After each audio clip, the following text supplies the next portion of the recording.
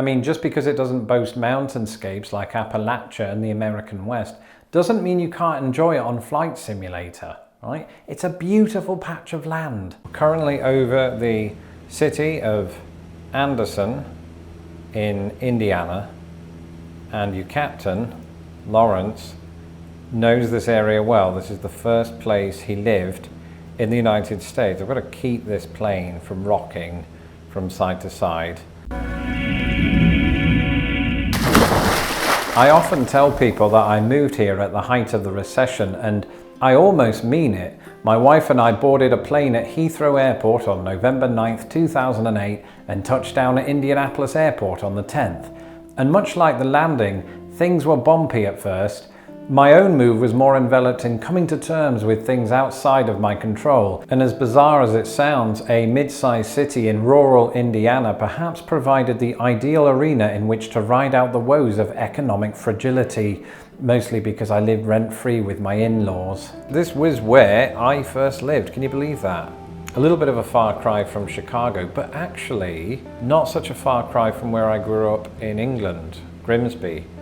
Grimsby, a bit of a bigger town of about 90-something thousand people, but it is surrounded, just as Anderson is, by farming pastures, and in many ways I grew up in that rural life. I mean, I wasn't a farmer, I'm not going to make that claim.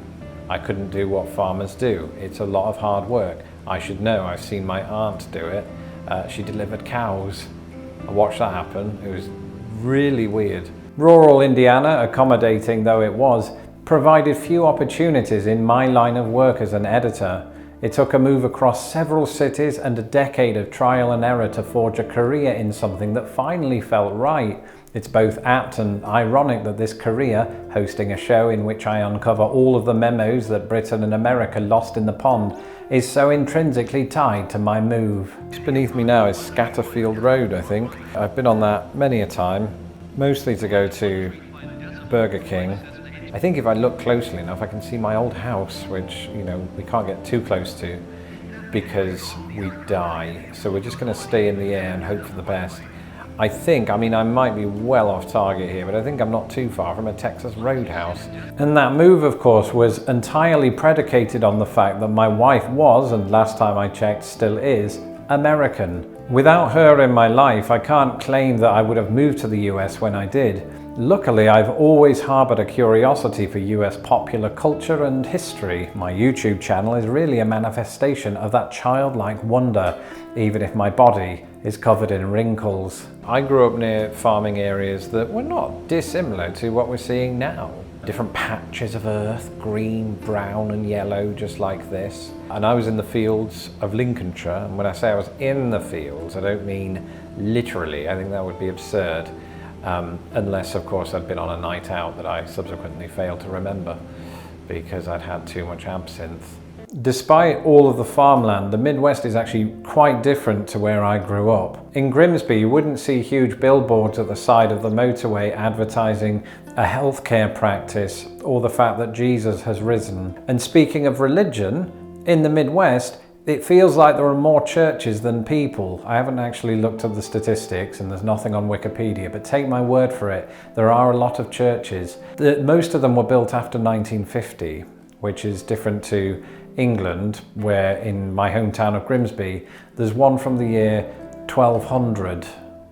So these are the fields of Indiana, and I think for a lot of us who've lived there, a lot of us who've traveled from southern Indiana to northern Indiana, this is mostly what you see. I mean, it is mostly farm. It used to be that when we'd drive from Louisville, Kentucky to Chicago, you'd play a game where you try to spot the barns.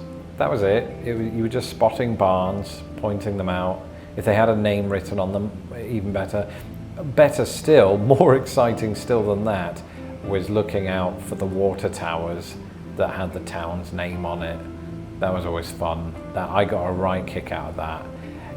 I was easily amused in my first days of living in the US. The Midwest has a lot of malls, and they're usually a lot bigger than the ones you'll find in English towns, and we'll call those shopping centres or shopping precincts. But they're more frequent too. You can go to a city and find 4 or 5 shopping malls, but also these things called strip malls, and I'm not talking about pole dancing. And then there are Midwesterners themselves, and believe it or not, we don't have those back in England, except for Bill Bryson.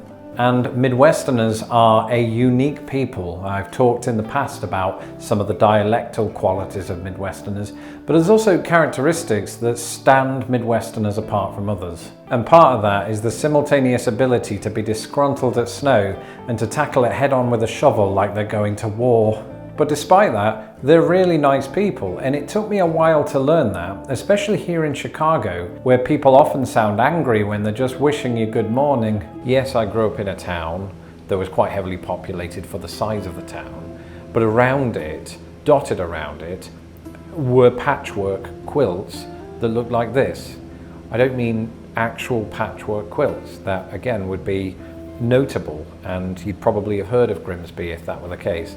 I just like to use that term to describe these kind of arable farmlands. I can't say that I've always wanted to live in the Midwest, partly because I didn't always know what the Midwest was. I thought it was where all of the cowboy films took place, i.e. the middle of the West. But then you learn a bit of the history behind the term Midwest, and when that term was coined in the 1800s, it kind of was the middle of the West because westward expansion hadn't happened yet. But secondly, despite, my obsession with the United States, it was not completely written in stone that I would move here. And who knows, if things had been different, I might have ended up marrying somebody from a different country. And I might have ended up living somewhere else, like, Rome or Zagreb or Pyongyang. Not Pyongyang, just basically anywhere that's not in North Korea. Maybe I wouldn't be making this channel. Maybe I'd have been uncovering the memos that Britain and Norway lost in the North Sea. It's a bit of a mouthful. So I can't say that I've always had the Midwest in mind, but now that I've lived here for over 10 years, it'll always have a special place in my heart and lower back after a camping trip that went wrong. I haven't really mastered the art of landing yet.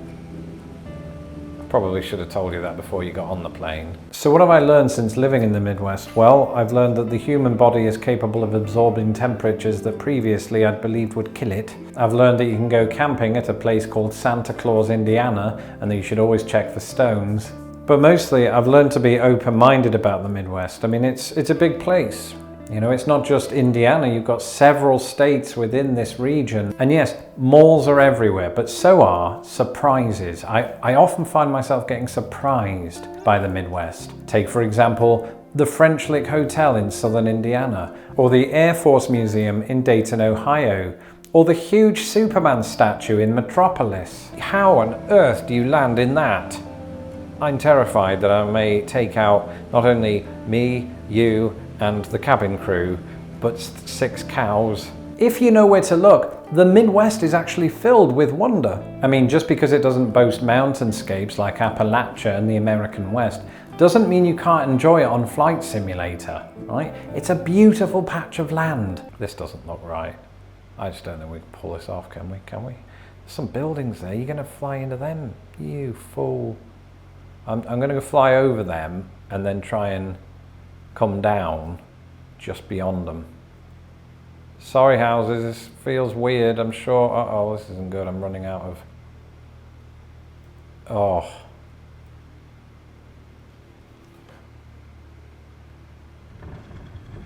That is ridiculous, but I actually did it. Now I've got to stop the thing. How do I do it? We're in a field. We're in a field in Anderson, or, a few nautical miles away from it. I landed the plane. How is everyone? I'm astonished I landed the plane.